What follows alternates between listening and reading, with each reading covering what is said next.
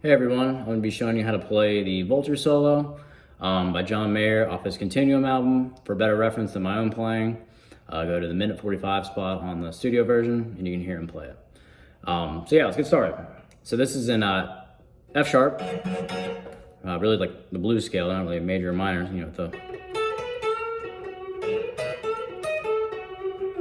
the stuff that John really likes and I think a lot of us like in his playing. These are the fingerings I suggest, left-hand wise. You don't have to do them. I just think they sound the closest to the recorded version, in my personal opinion.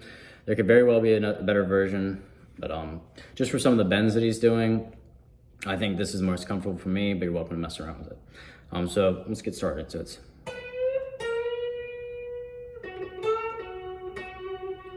So already starting off very bluesy. So we're going from this B note, which is the 16th fret on the G string. We're bending over to a C sharp on the, that'd be the 18th fret on the G. So I'm sure you can hear after that, we're bending a half step from the 15th fret to the 16th, and this is with our second finger. So we got, and I don't know if you could tell, but once you hit the top of this first bend, before you start bringing it down, you're gonna wanna kind of mute the string. I play with my fingers. That's probably the best way to do this. I'm pretty sure John does it with his fingers. Don't quote me on that, but it sounds like it. So we're going, that wasn't that great, but you get the idea. So then following up with another fairly bluesy lick. So here we're going from the root note and kind of messing around with that minor to major third bend right there. It doesn't sound like he goes all the way to the major third, which would be that's a little too happy, but he's going. Sounds like he's like almost getting there and then lets off. Kind of makes you feel like you want to hear more, which is, I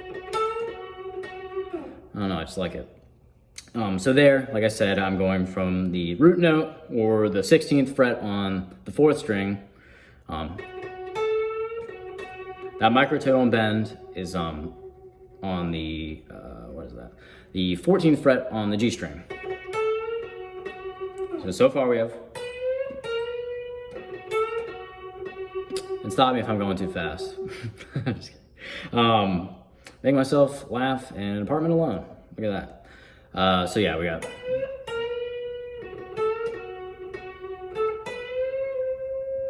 this part. I think is really cool. This is one of the fingerings I feel like is the most important to replicate. If you listen, you hear this note. This sounds like he's hitting it twice, but you know he's not picking it or finger picking it. So I think he's going like that. I don't know if you can tell, but right there, I'm doing a whole step bend, much like our first bend at the beginning of the solo. So we're going, and then kind of taking over where you left off with our second finger. So you're gonna have to put a little bit more pressure. So right there, you're doing a step and a half bend, really, with just your second finger, and obviously use your first finger right here just for a little more support. But yeah, so we got.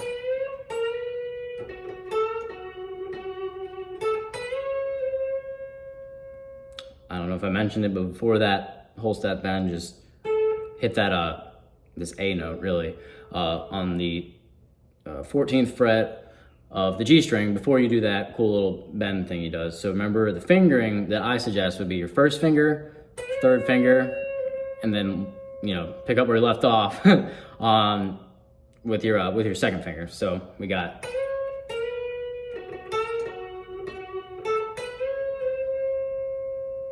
And then this is where it gets a little tricky. I think you gotta have your bends down really well. Not too my own horn. I think a lot of us can agree that you gotta have your bends down pretty good, at least ear-wise. So we gotta,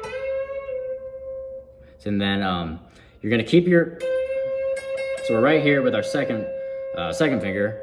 So really we're at this C sharp note, or near it. I don't know if I was exactly on pitch, but we're gonna, so, oh shoot. So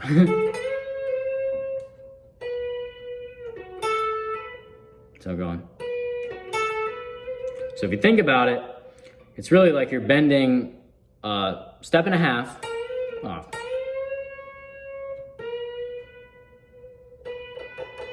Step and a half to a half step bend. So, oh shoot, that's not. My bad. From a reference of the 15th fret. So,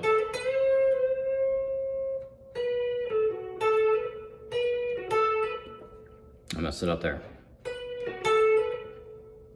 So all together, that first part after the first little chunk, it's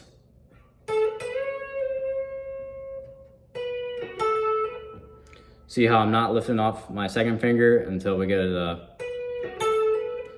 this note right here. So still have it right there. And again, I'm doing a half step bend after I did a step and a half bend really with my second finger. So we're going half step bend after this thing. Half step bend with our second finger. I know I'm getting more to do, but it's a little confusing to describe. So, and then we're going to a root note back on the 16th fret on the D. So right there, pretty straightforward. So after that, after we've kind of took care of all those bends,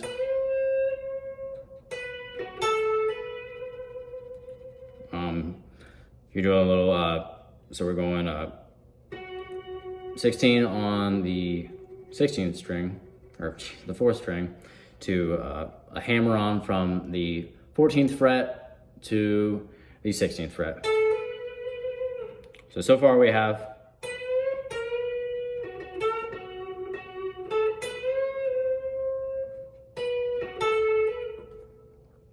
and then you guessed it, another whole step bend from the B to the C sharp over here.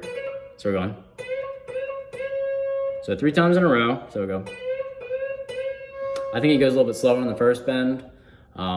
Just another nuance thing. So, and then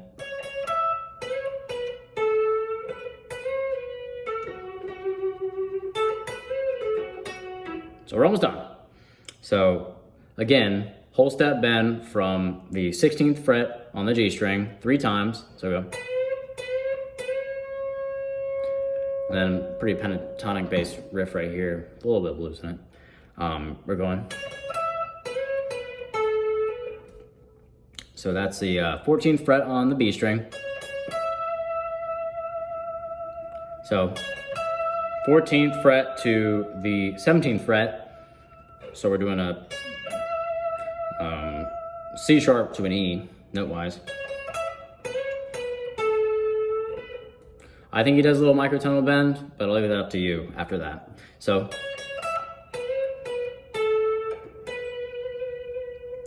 after we're going to another whole step bend, same exact bend we did at the beginning of the solo, but I like to just use just my second finger. I just think it sounds better. That way we can get a little more sustain on this E over here. The 17th fret on the B. So we're doing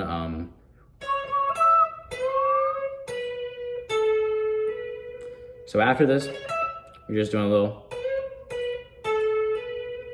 So it's a whole step bend on the 16th fret of the G. Then bring it down, pluck it, hit that in its resting spot. So then from there, you're doing a hammer on. I use my first and second finger from the 14th fret to the 16th fret on the G string. So far we have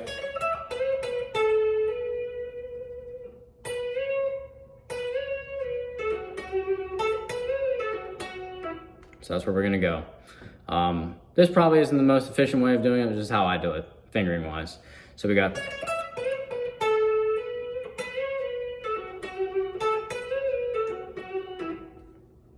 so really after that that whole step bend that you're doing after the might be better to hammer on with your third finger now that I think about it. So then from there we're going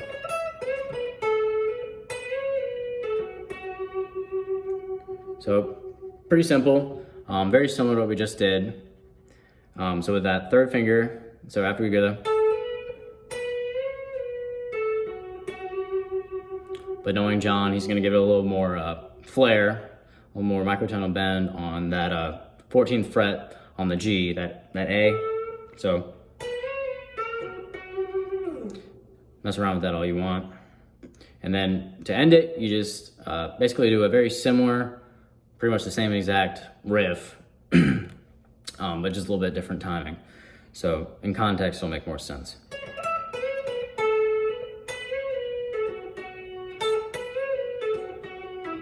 So he's really emphasizing that that A note on the 14th fret of the G. So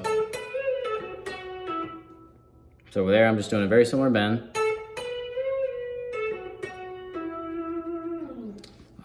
You can't hear this pull off at the end very well on the recording. I think it's there. I'll leave that up to debate. I know I didn't wrap it up too well there at the end. That's okay. I think I played it enough. So all in all, it's